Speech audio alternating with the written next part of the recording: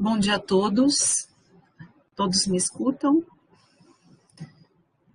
Bom, eu vou dar início, então, à apresentação. Eu inicio agradecendo o Sr. Susquem, especialmente a professora Lúcia Mascaro, que fez o convite.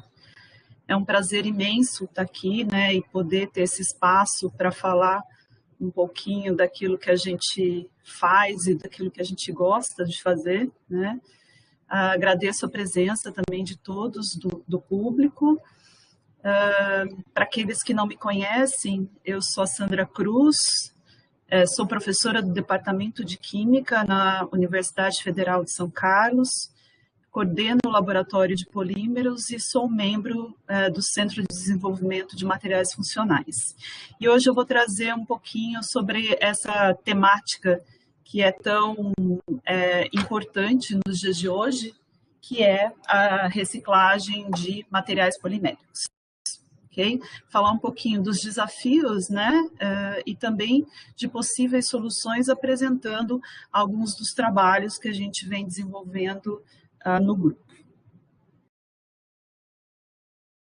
Bom, quando a gente fala de polímeros, né, os polímeros, eles muitas vezes, eles causam um sentimento dúbio para nós, né? Ao mesmo tempo que eles aparecem como materiais extremamente necessários, então a gente observa isso principalmente agora, né, em tempos de pandemia, em que o uso de máscaras, sejam elas descartáveis ou reutilizáveis, elas são extremamente necessárias.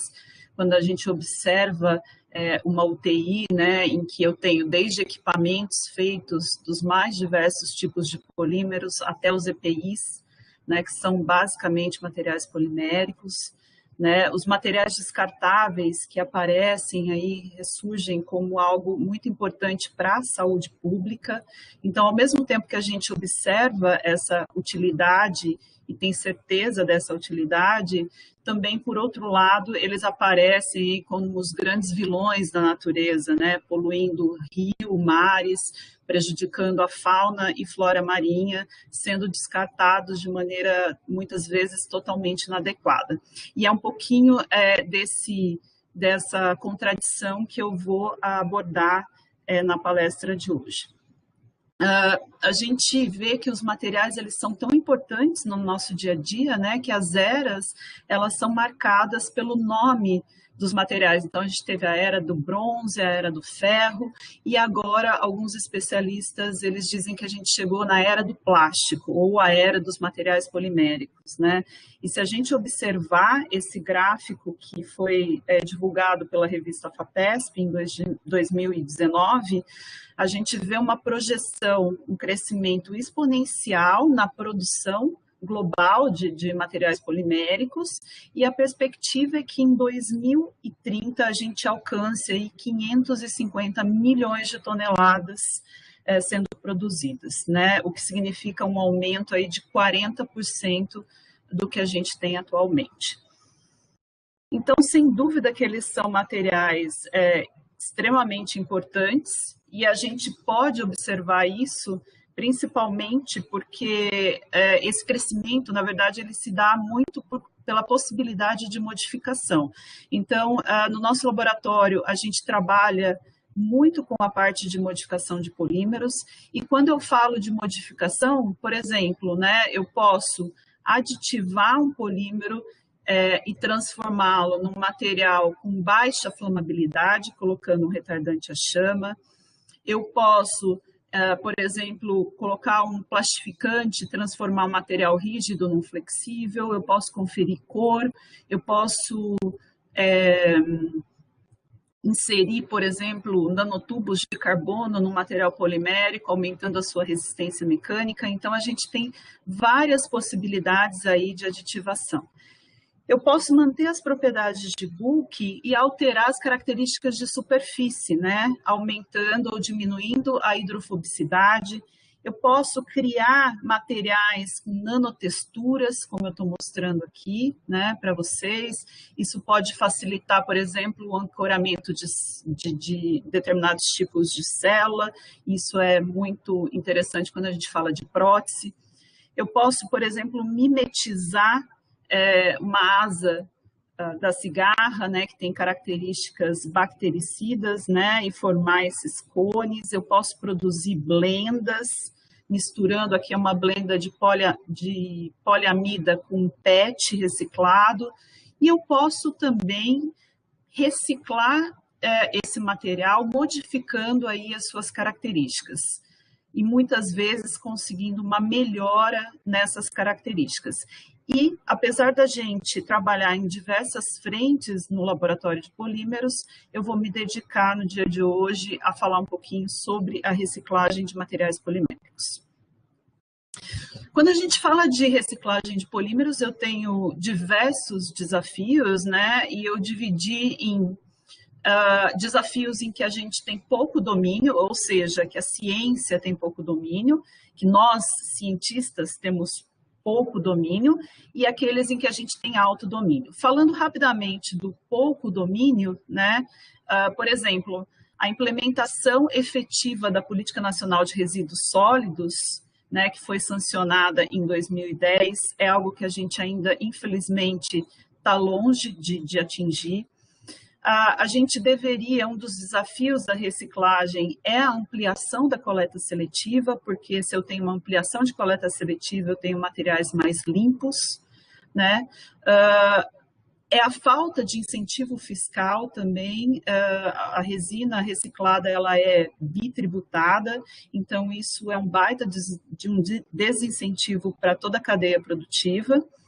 E a gente esbarra também numa falta de volume, já que no Brasil a maior parte, né, eu diria quase a totalidade da separação dos resíduos é feito por meio de catadores, e ainda a gente tem um volume muito baixo quando a gente pensa aí em escalas produtivas maiores.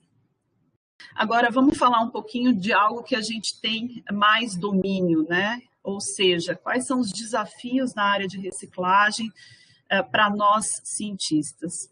O primeiro é desenvolver produtos com menos tipos de materiais. O que eu quero dizer com isso? Eu vou dar um exemplo muito corriqueiro do nosso dia a dia. Quando a gente pega aquelas embalagens de salgadinho, as embalagens metalizadas, né?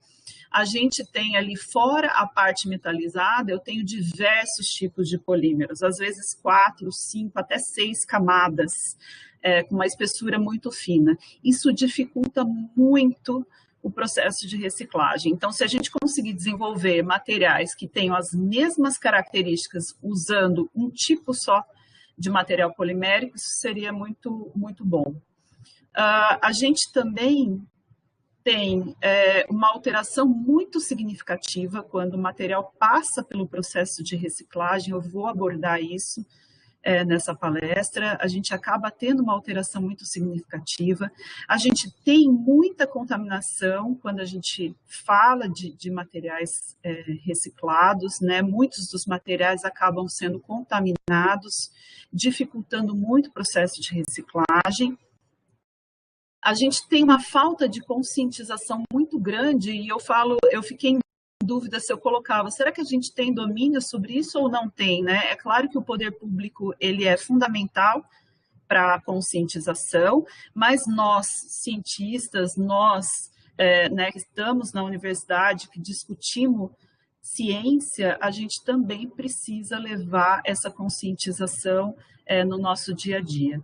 Eu peguei esse dado, eu achei muito interessante, porque ele mostra o seguinte, ó, 98% da população acha que é muito importante a reciclagem, e 81% não entende, não sabe falar nada sobre o que é a reciclagem. Então, eu só me aproprio mesmo daquele conceito se eu entender aquele conceito. Então, a gente tem um dever aí de conscientizar, né, a população e poder divulgar isso. E aí, por último, o menor emprego do que a gente chama de single use. O que é isso? São os descartáveis, são os materiais de uso único. Então, eu vou dar um exemplo agora que eu peguei um dado essa semana. Eu fiquei extremamente assustada com esse dado, porque a gente está usando diariamente 3 milhões de máscaras, 3 milhões de máscaras são descartadas diariamente no mundo, né?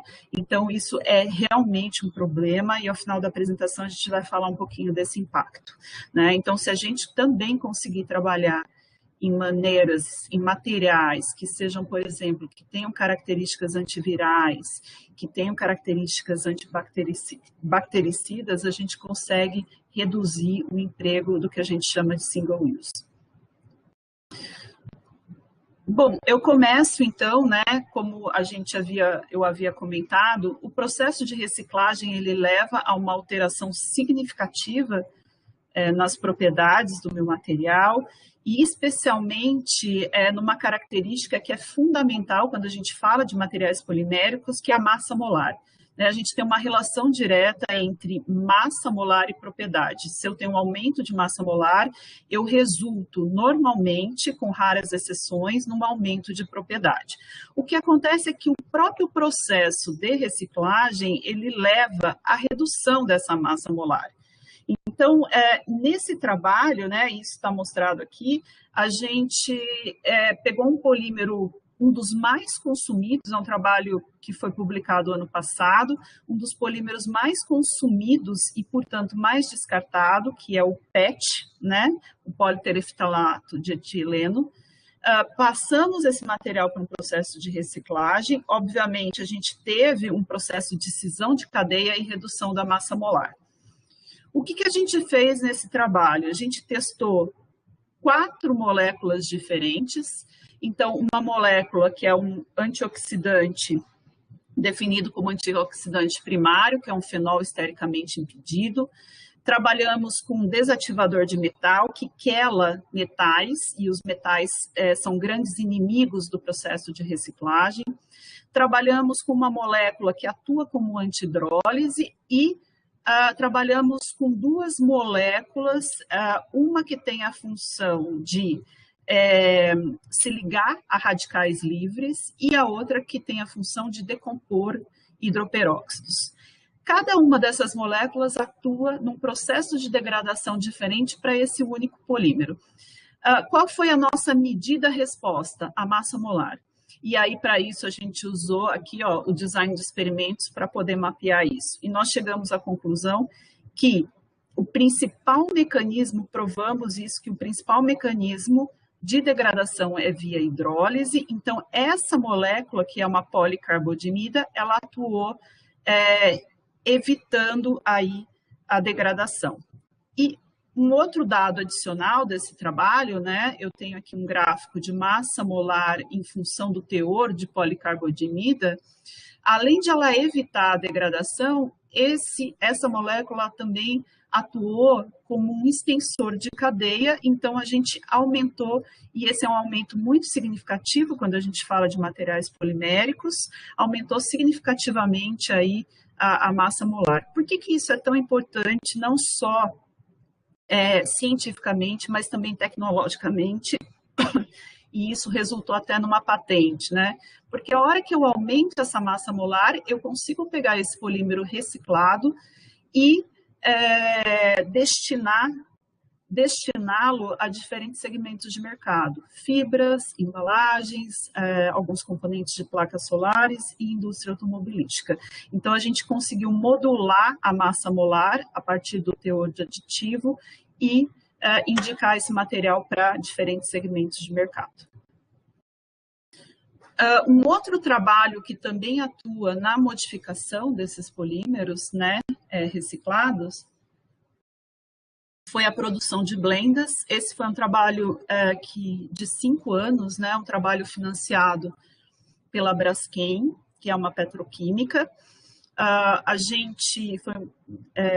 O primeiro material que a gente focou foi o polipropileno reciclado e confeccionamos blendas misturando aí o polipropileno reciclado com resíduo de pneu desvulcanizado.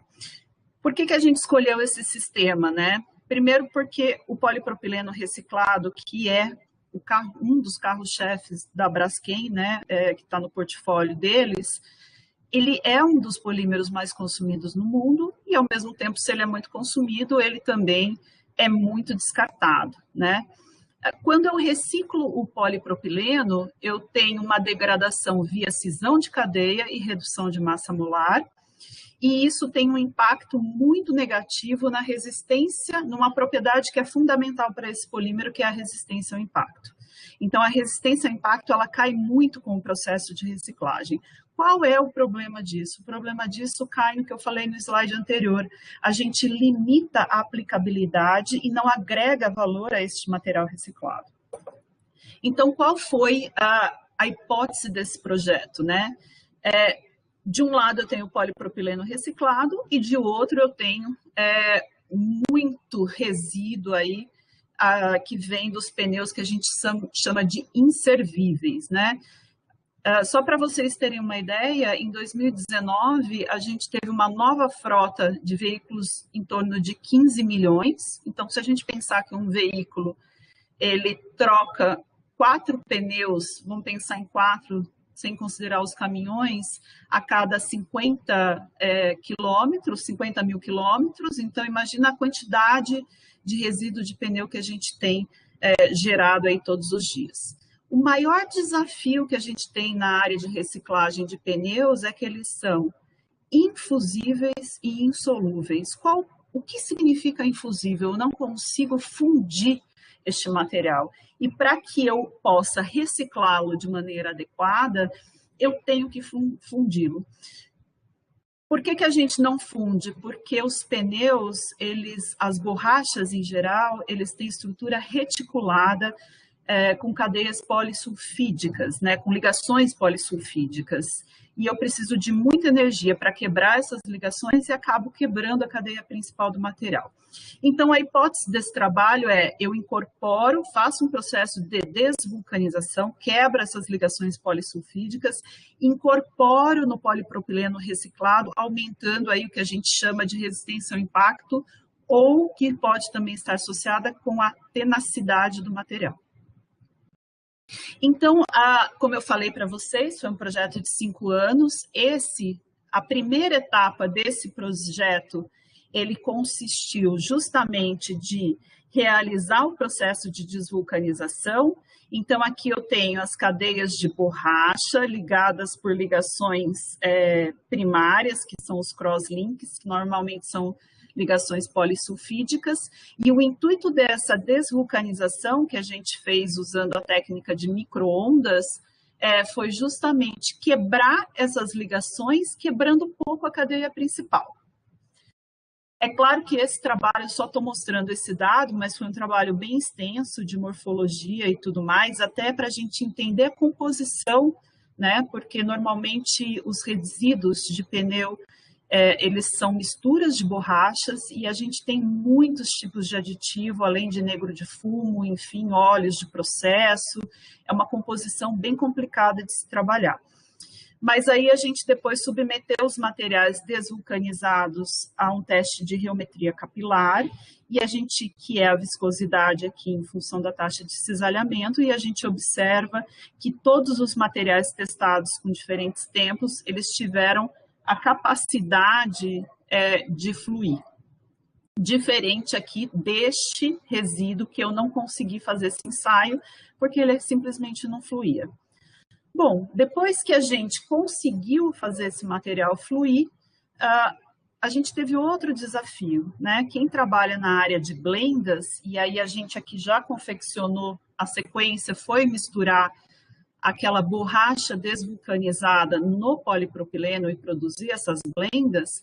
Quem trabalha na área de blendas sabe que um dos fatores determinantes das blendas é que eu tenha uma fase dispersa com a menor granulometria possível. Ou seja, quanto menor a minha fase dispersa na matriz de polipropileno, melhores serão as minhas propriedades. Então, a gente trabalhou também extensivamente para chegar numa morfologia adequada, e neste trabalho nós analisamos por 2 técnicas, né, essa morfologia, uma técnica 2D, que na verdade nada mais é do que uma microscopia eletrônica de varredura, e uma técnica 3D que a gente fez por microtomografia lá no CNPEM. Analisamos o corpo de prova para chegar num modelo de fluxo dessas partículas. E a gente percebeu o seguinte, ó, que quando o material ele era injetado, então ele fluía por este canal, as partículas que estavam próximas à parede do molde, elas se alongavam e quebravam em fragmentos menores. Então, era esse perfil de fluxo que a gente precisava desenvolver para chegar numa morfologia mais refinada. A última etapa desse trabalho, né, que até por coincidência deu tempo de colocar, esse artigo foi publicado antes de ontem, a gente foi medir as propriedades térmicas e mecânicas dessa blenda produzida. É claro que a gente já tinha esses resultados, tanto é que a gente já tinha feito até uma patente com relação a esses dados, mas o artigo acabou saindo antes de ontem. E aí a gente observou o seguinte, né? A gente teve como resultado final, e muito em função da morfologia que a gente conseguiu, um aumento de 390% na tenacidade da blenda, incorporando 15% de borracha, quando a gente compara só com polipropileno reciclado. Então, foi um dado bem interessante, bem bacana, que a gente acabou conseguindo. Um outro desafio, né, com relação à reciclagem de polímeros, é quando a gente pensa para colocar esses materiais em contato com o alimento, né? Então, isso é algo também que a gente vem trabalhando lá no laboratório ao longo, na verdade eu trabalho com isso desde do meu doutorado e tenho vários trabalhos relacionados com essa área, uma área que eu acho muito interessante. Qual é o problema que a gente tem de reciclar um polímero e transformá-lo, por exemplo, numa embalagem que entrará em contato com o alimento? O maior problema está associado ao mau uso dessas embalagens, né? Então, o que pode acontecer é que o consumidor ele coloca lá gasolina, pesticida, e isso pode contaminar também o próprio consumidor numa aplicação final, né? Por isso, as agências reguladoras, elas impõem algumas restrições, por exemplo, a FDA e a Anvisa, né, são as agências reguladoras, elas colocam restrições, mas não proíbem o uso de material reciclado para contato com o alimento, né? Mas essas restrições, elas estão associadas, claro, ao mau uso dessas embalagens e elas permitem a utilização desde que a gente comprove que a tecnologia de descontaminação reduza esses contaminantes a níveis que são aceitáveis. Considerando isso, né, o que essas agências reguladoras, especialmente a FDA, ela define? Que a gente tem que simular o pior caso. O que a gente sabe hoje? Que 1 a cada 10.000 embalagens ela é contaminada. Isso significa que a cada 10.000 embalagens que eu coleto, uma pessoa, um consumidor, ele colocou algo que fez com que ela contaminasse. Ou esse material ele foi para uma destinação não correta, num lixão ou num aterro sanitário e foi contaminada. Mas as agências reguladoras acabam falando que a gente tem que simular esse mau uso. O que é essa simulação, né? É a gente expor todo o material que eu quero reciclar a um coquetel de contaminantes, né? Está aqui esse coquetel, com propriedades físico-químicas diferentes com relação à polaridade e volatilidade. Então, eu deixo o material imerso durante um determinado tempo, com agitação periódica, e depois desse período, o que eu posso fazer são, por exemplo, os testes de migração. Eu coloco o polímero contaminado em contato com simulantes de alimentos e aí, por técnicas analíticas específicas, a gente determina o quanto acabou migrando para esse alimento, né? E isso a gente tem feito também muito com o grupo da professora Cristina Nerim, em Saragoça, na Espanha. Ou ainda, o que eu posso fazer é avaliar esse polímero aqui sem colocá-lo em contato com o alimento e ver o teor de contaminantes que eu tenho neste material. Quando a gente fala de contato com o alimento, né, algo que está sendo muito discutido, não só na comunidade acadêmica, mas também na indústria, especialmente na Europa, são duas classes de substâncias. Eu vou chamar de classes de substâncias, que são as substâncias que são intencionalmente adicionadas, ou que a gente chama de IAs, aos polímeros, que podem ser, por exemplo, resíduo de catalisador, aditivos, monômeros residuais, né? E eu sempre trago esse exemplo. Eu não sei se alguém acompanhou, mas há um tempo atrás as mamadeiras elas eram feitas, por exemplo, com policarbonato. O policarbonato ele tem como monômero residual o bisfenol A, e ao longo do tempo percebeu-se que o bisfenol A ele migrava para o alimento, que no caso era o leite nessa aplicação, e aí causava vários problemas de saúde. Então, esse é um exemplo de uma IAS, né? E o bisfenol A, em que é uma substância intencionalmente adicionada necessária para o processo de polimerização. Só que além das IAS, né, que são mais fáceis da gente prevê-las num polímero, a gente tem as substâncias que não são intencionalmente adicionadas, né? São substâncias, imagina o seguinte, que num polímero eu tenho, além de todos esses componentes, eu posso ter aditivos, impurezas, e todos esses componentes podem gerar produtos de degradação. Esses produtos de degradação podem reagir com outros produtos de degradação, gerando novos compostos, né? Então, as substâncias, as NIAs, também são extremamente importantes quando a gente fala de polímero para contato com o alimento. E elas se tornam ainda mais críticas no processo de reciclagem. Por que o processo de reciclagem deixa esse tipo de substância mais crítico? Porque nesse processo eu tenho cisalhamento, eu tenho altas temperaturas, eu posso ter radiação, tudo isso em conjunto ou isoladamente pode gerar ainda mais produtos de degradação. E foi isso que a gente avaliou num trabalho recente, né? Também com o grupo da professora Cristina Nerim. Então, neste trabalho, nós pegamos 6 tipos de polipropilenos, desde o material puro até o material contaminado e reciclado. Traçamos aí, né, investigamos o perfil de voláteis e também compostos odoríferos, mas eu vou focar nesse perfil de voláteis, né, que foi um trabalho bem extenso.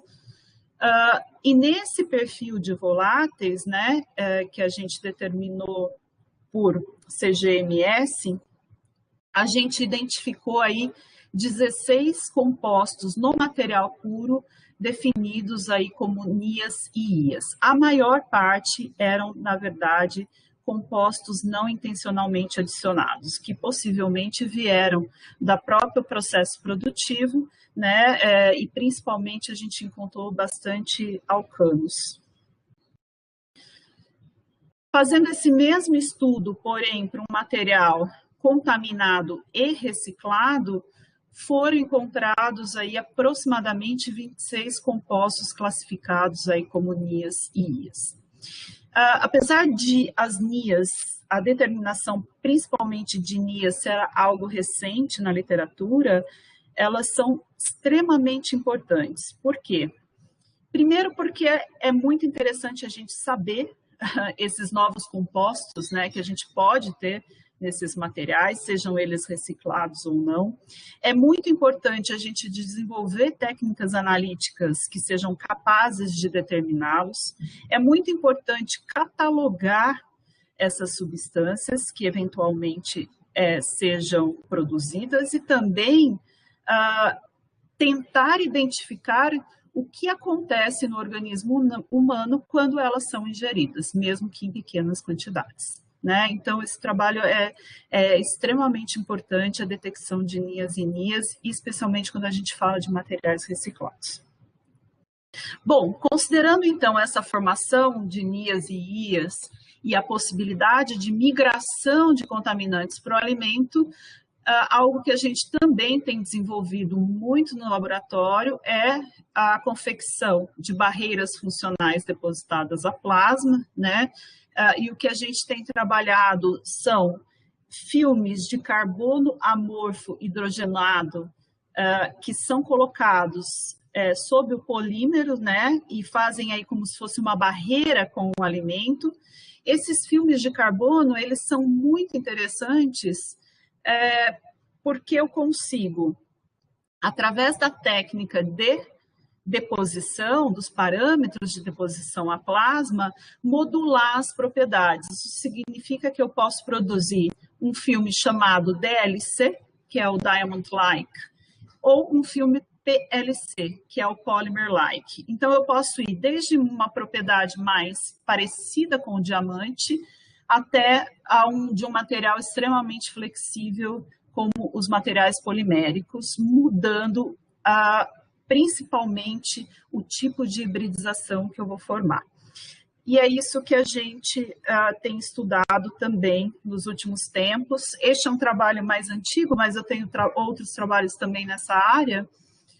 Esse trabalho, na verdade, a gente produziu filmes PLC e DLC, analisamos a migração desses contaminantes para dois tipos de simulantes de alimento, o etanol e o ácido acético, e o que a gente observa, né, esses são os materiais contaminados, a gente observa que com a barreira funcional eu tenho uma redução significativa aí nesses contaminantes, e dependendo do tipo de contaminante, em concentrações até abaixo do limite de detecção.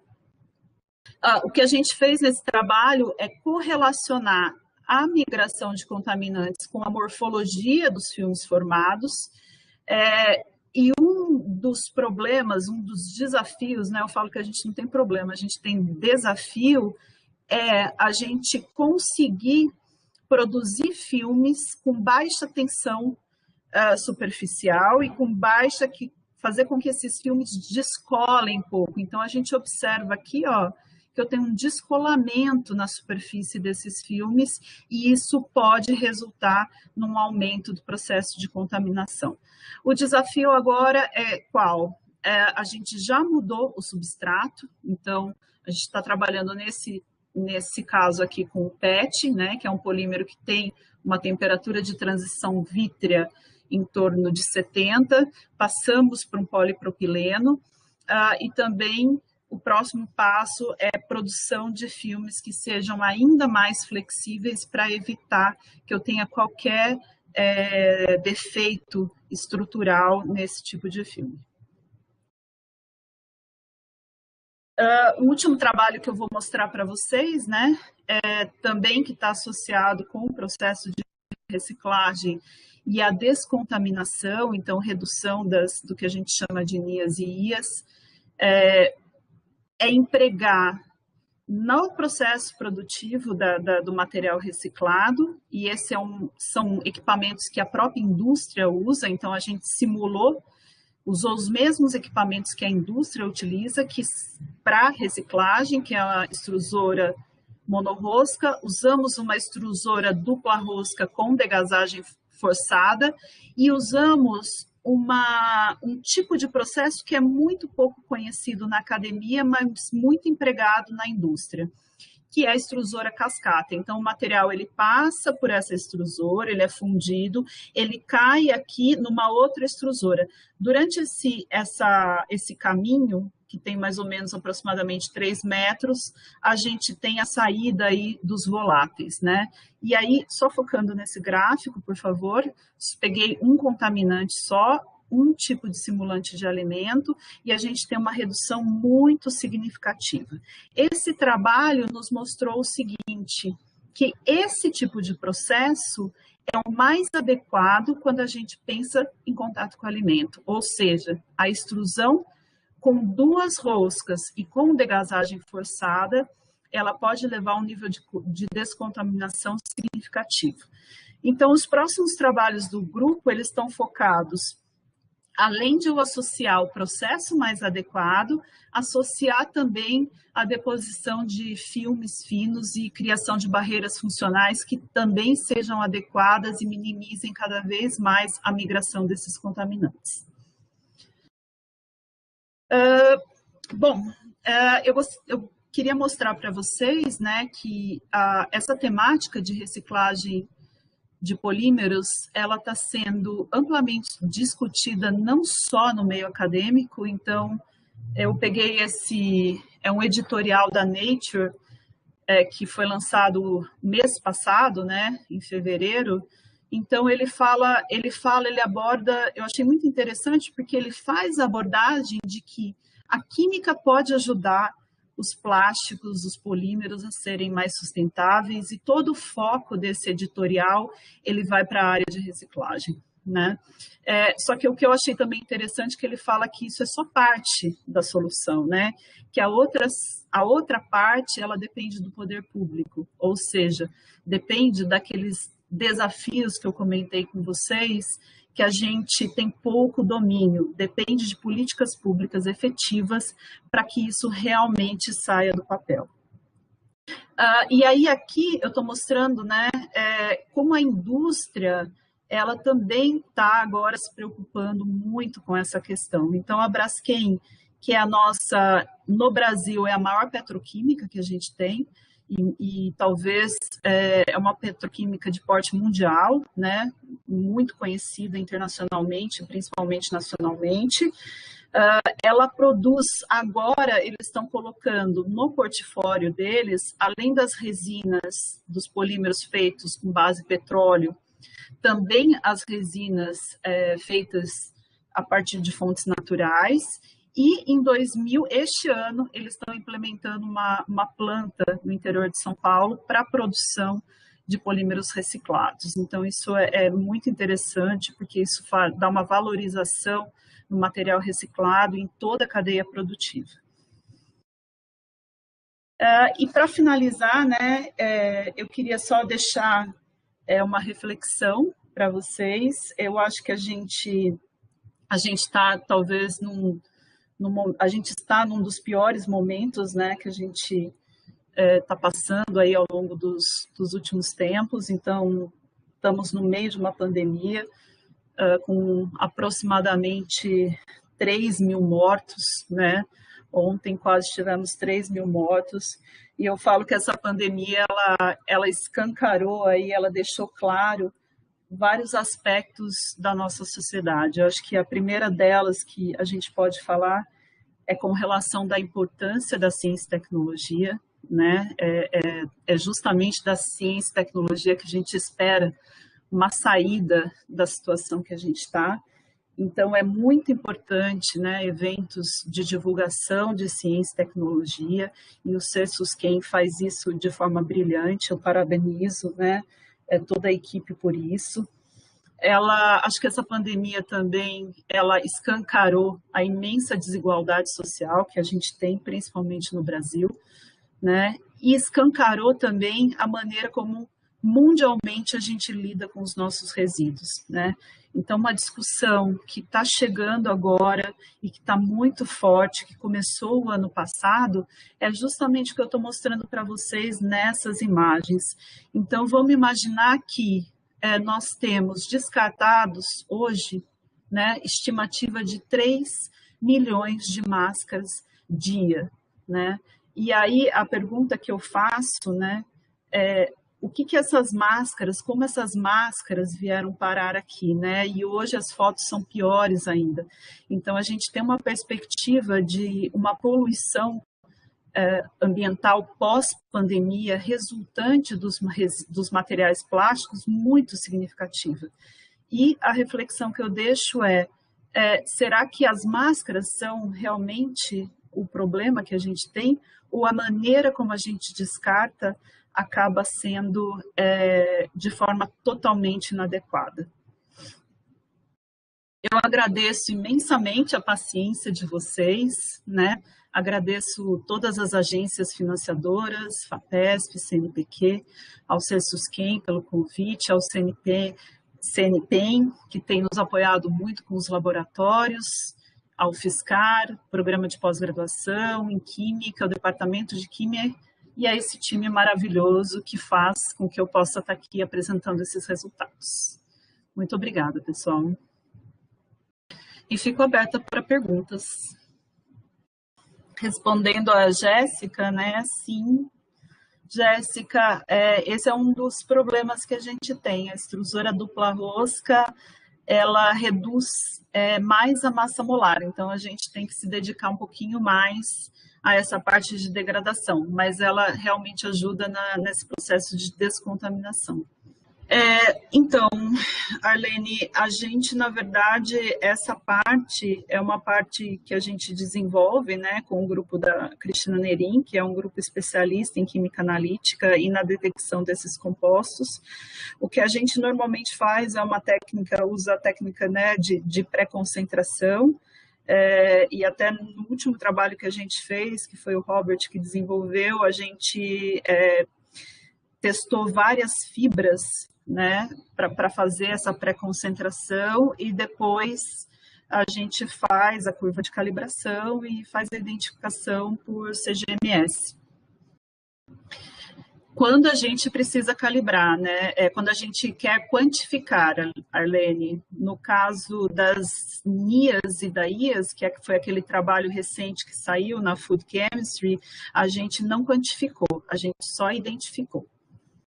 Na verdade, João, eles vêm de produtos de degradação, né?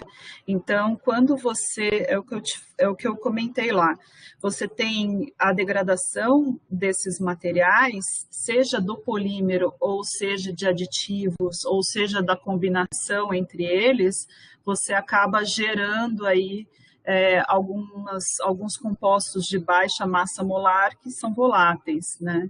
E que aí a gente identifica por CGMS. Sim, é verdade, Arlene.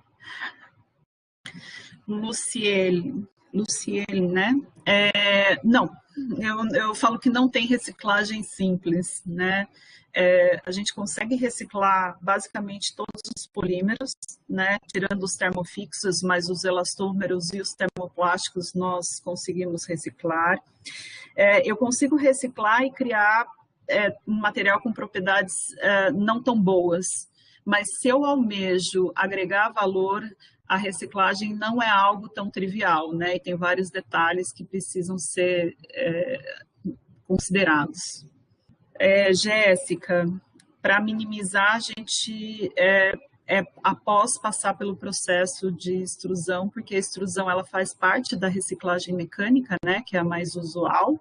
Então, após ele passar, a gente tem que recuperar de alguma forma essa massa molar, ou durante o próprio processamento, como eu mostrei, inserir algum aditivo ou alguma molécula que faça com que eu tenha um aumento de massa molar. Pessoal, muito obrigada pela presença, e o meu contato, se vocês precisarem de qualquer outra informação, podem entrar em contato, tá? Mais uma vez, muito obrigada, e muito obrigada, Arlene, pela oportunidade.